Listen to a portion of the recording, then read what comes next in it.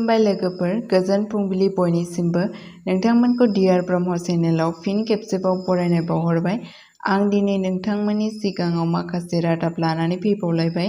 आसा खालामो नोंथांमोना आंनि रादाब फरायनायखौ मोजां मोनगोन। दिनैनि गिबि रादाबावनो दङ। मिरु मन्थ्रिया चिरांनि गाहाय बिथांखिफोरखौ नायबिजिरदों, गुन आरो सम थि खालामनो खावलायदों।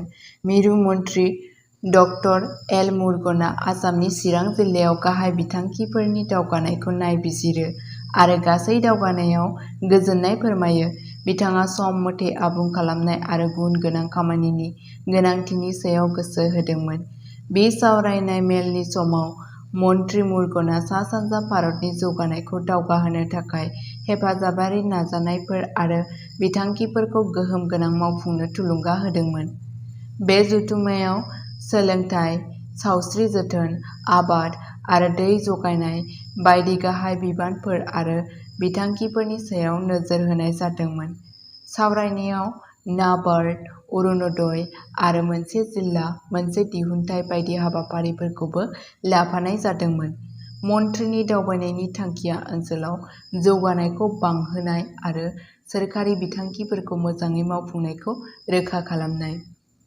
बे मेलाव लक सभानि एमपि जयन्त बसुमतारी, रायजो सभानि एमपि रोंगोरा नार्जारी, बड'लेण्ड टेरिटरियेल काउन्सिलनि बिटिसि मावफुं सोद्रोमा धनन्जय बसुमतारी, चिरां जिल्लानि जिल्ला कमिसनार पि विजया भास्कर रेड्डी, उफ्रा जिल्ला कमिसनार बिजनी कृति सासरानी, एसडिअ सिभिल आरो गुबुन बिफानारि गाहायफोरा बाहागो लादोंमोन। नैथि खौराङावनो दङ। मणिपुराव फिन खेबसेबाव गोबां बिबांनि गुलि बारुद जब्द खालामदों। गोजान गैयै जर्जनि मणिपुराव आयेन बेरेखा हाथियारफोरनि बेरेखायै रैखाथि हाबाफारिया दिनैसिमबो सोलिगासिनो दं।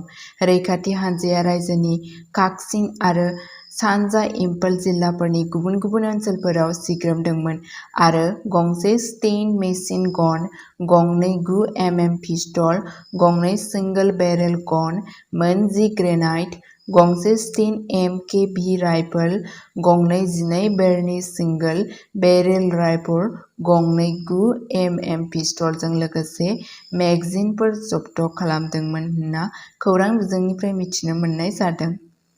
थामथि खौराङावनो दङ। आसामनि दुमदुमायाव घुस लानायनि दायाव लाट मण्डलखौ हमदों। Directorate of vigilance and anti-corruption आसामआ घुस लानायनि दायाव तिनिसुकिया जिल्लायाव सासे लाट मण्डल जुकेश्वर मरानखौ खादों। दुमदुमा रेभिनिउ सार्केलनि सार्केल अफिसारनि मावख'आव खामानि मावग्रा मरानखौ हा सोलायनायजों सोमोन्दो गोनां खामानिफोरनि थाखाय सासे अजद होग्रानिफ्राय 15,000 रां घुस लानायाव हमनाय जादोंमोन। अजद होग्राया बिथोनगिरिनि खाथियाव थांनायनि उनाव मावख'गिरिफोरा मोनसे फान्दायदोंमोन, जाय 40,000 रां दाबि खालामनाय घुसखौ होनो गोसो गैयामोन। दागो गोनां रांखौ बोखांनाय जादोंमोन आरो उदां साखिफोरनि नुजाथिनायाव जब्द खालामनाय जादोंमोन। जाख्ल'नाय होबथानाय आयेन 1988 नि सिङाव मोनसे गसर रेबथुमनाय जादों आरो थोजासे फोरमाननि उनाव मरानखौ खानाय जादों।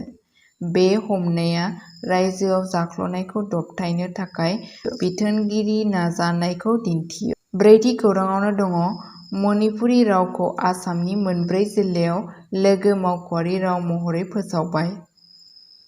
मोनसे जारिमिनारि आगानाव, आसामाव सोरखारा हादोरसानि मोनब्रै जिल्लाफोराव मणिपुरिखौ लोगो मावख'आरि राव महरै मुं होनानै आसाम मावख'आरि राव सोदांनाय बिल 2024 खौ बारहोदों। जिल्लाफोरनि गेजेराव बराक सेरफां ओनसोलाव काछार, हाइलाकान्दि आरो करिमगन्जजों लोगोसे गेजेर आसामनि हजाइ जिल्लाबो दं। बे थिरांथाया मणिपुरि रायज्लायग्रा सुबुं अनजिमाफोरनि गोबाव समनि दाबिफोरनि फिननाय फैदों। रिपर्टनि बादियैब्ला, बे बिलनि थांखिया रायजोनि गासैबो हाबाफारिनि हारिमुआरि आरो रावारि उनमोनथाइखौ रैखा खालामनाय। बे आगानजों आसाम सोरखारा रावारि सोफादेरनायनि फारसे मोनसे मख'जाथाव आगान लादों। बाथि खौराङावनो दङ। आसामनि अरां नेसनेल पार्कआव दुखुनांथाव जाथाय जादों। आसामनि उरां नेशनेल पार्कआव दुखुनांथाव जाथाय जादोंमोन जेब्ला सासे फरेस्ट गार्डनि धनमनि देकाया सासे रयेल बेंगल टाइगारजों बुथारजादोंमोन। देकाया पेट्रलिंआव दंमोन जेब्ला मोसाया बिथांखौ गाग्लोबदोंमोन आरो हाग्रायाव बोनानै लांबोदोंमोन। बिथांनि बायफ्लेनाय गोथै सह'खौ मैया हर गेजेराव केरीनि केम्पनि खाथियाव मोन्नाय जादोंमोन। बे जाथाया बिथांनि न'चरखौ दुखु खोख्लैदोंमोन। रिपर्टनि बादिब्ला दरं पुलिसआ देकानि नखरनो राङारि हेफाजाब होदों। बे गोब्राब समाव बिसोरखौ हेफाजाब होनो थाखाय 30,000 रां जासिदों।